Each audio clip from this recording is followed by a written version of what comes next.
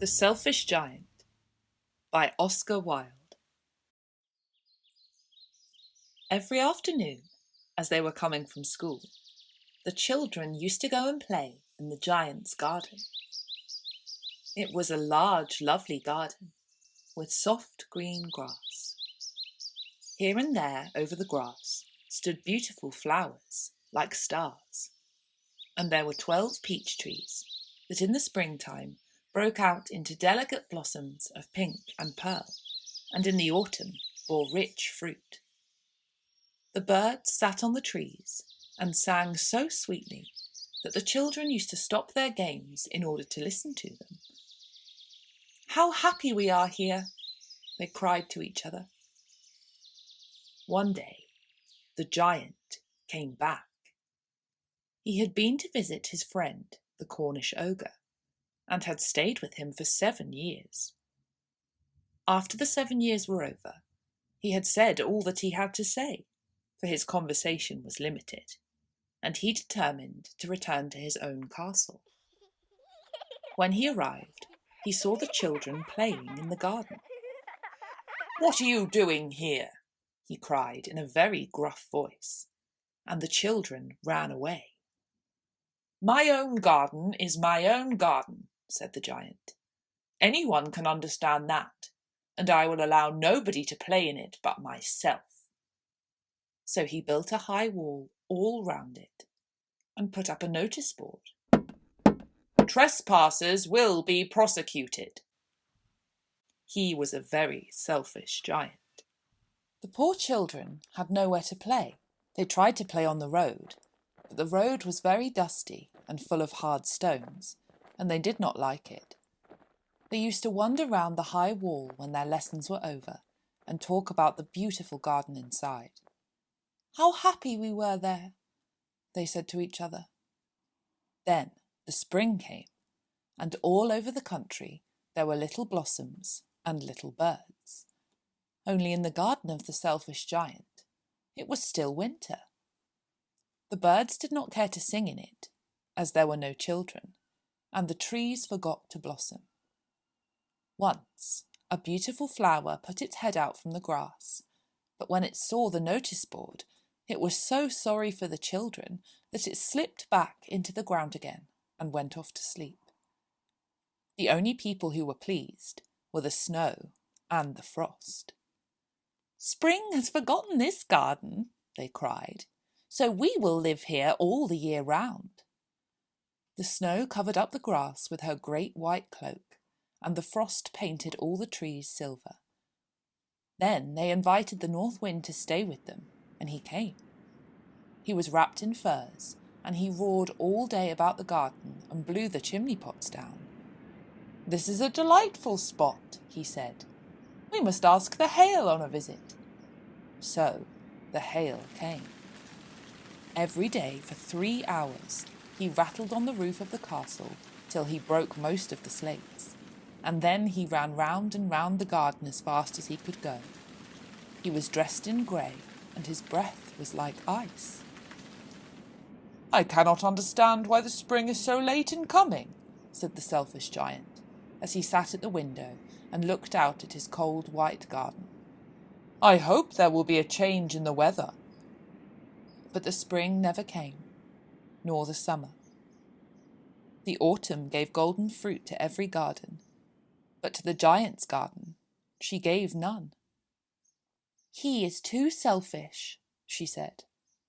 So it was always winter there, and the north wind and the hail and the frost and the snow danced about through the trees. One morning the giant was lying awake in bed when he heard some lovely music.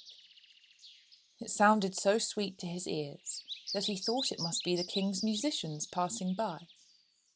It was really only a little linnet singing outside his window, but it was so long since he had heard a bird sing in his garden that it seemed to him to be the most beautiful music in the world. Then the hail stopped dancing over his head, and the north wind ceased roaring, and a delicious perfume came to him through the open casement. "I believe the spring has come at last," said the giant, and he jumped out of bed and looked out. What did he see? He saw a most wonderful sight. Through a little hole in the wall, the children had crept in, and they were sitting in the branches of the trees. In every tree that he could see, there was a little child. And the trees were so glad to have the children back again. They had covered themselves with blossoms and were waving their arms gently above the children's heads. The birds were flying about and twittering with delight, and the flowers were looking up through the green grass and laughing. It was a lovely scene. Only in one corner, it was still winter. It was the furthest corner of the garden, and in it was standing a little boy. He was so small that he could not reach up to the branches of the tree, and he was wandering all round it, crying bitterly. The poor tree was still quite covered with frost and snow, and the north wind was blowing and roaring above it. "Climb up, little boy," said the tree, and it bent its branches down as low as it could, but the boy was too tiny. The giant's heart melted as he looked out. "How selfish I have been," he said. "Now I know why the spring would not come here. I will put that poor little boy on the top of the tree, and then I will knock down the wall, and my garden shall be the children's playground for ever and ever." He was really very sorry for what he had done. So he crept downstairs and opened the front door quite softly and went out into the garden. But when the children saw him, they were so frightened that they all ran away, and the garden became winter again. Only the little boy did not run, for his eyes were so full of tears that he did not see the giant coming. And the giant stole up behind him and took him gently in his hand and put him up into the tree. The tree broke at once into blossom, and the birds came and sang on it, and the little boy stretched out his 2 arms and flung them round the giant's neck and kissed him. The other children, when they saw that the giant was not wicked any longer, came running back, and with them came the spring. "It is your garden now, little children," said the giant, and he took a great axe and knocked down the wall. And when the people were going to market at 12 o'clock, they found the giant playing with the children in the most beautiful garden they had ever seen.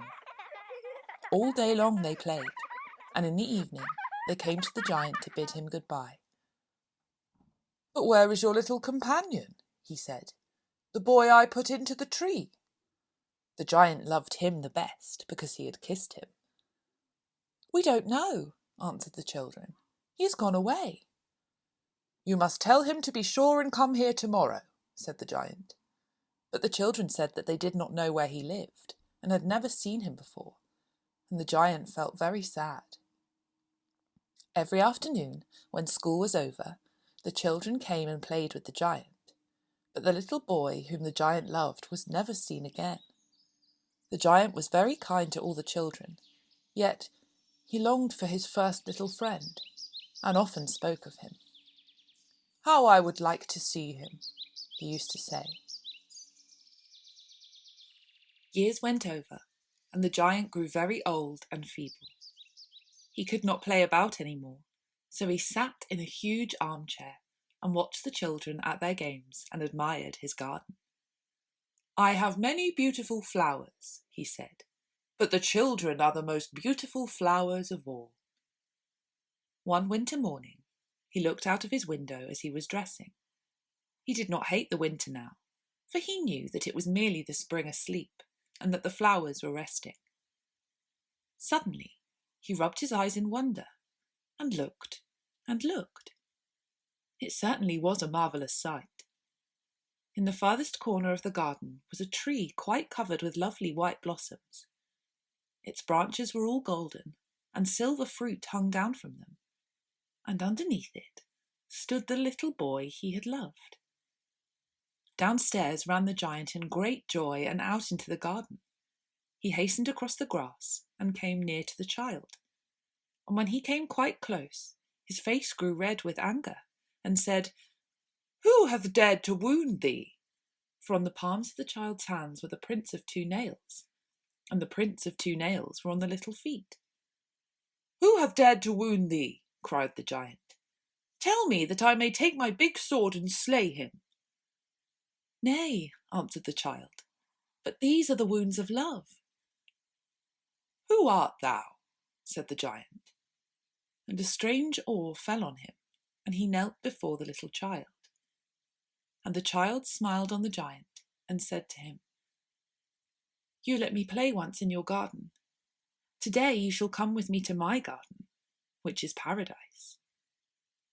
And when the children ran in that afternoon, they found the giant lying dead under the tree, all covered with white blossoms.